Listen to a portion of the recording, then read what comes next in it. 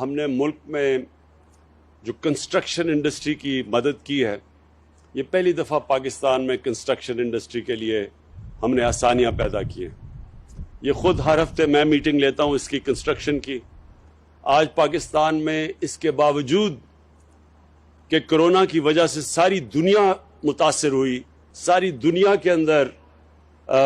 ان کی معیشت کو نقصان پہنچا،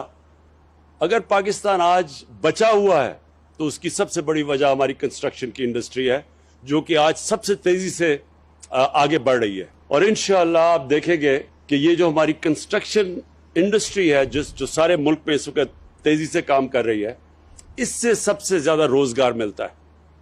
اور کیونکہ ہماری ایک نوجوان آبادی ہے، ہمارا سب سے بڑا مسئلہ روزگار کا ہے، اس سے روزگار بھی ملے گا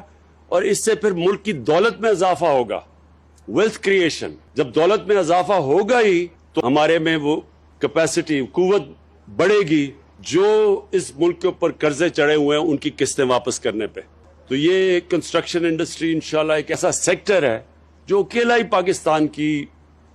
معیشت کو بھی اٹھا سکتا ہے، لوگوں کو روزگار بھی دے سکتا ہے اور ہمارے ملک میں دولت میں اضافہ کر سکتا ہے، تاکہ ہمارے اوپر جو چڑھے ہوئے ہیں قرضے، ان قرضوں کو ہم واپس کرنا شروع کریں۔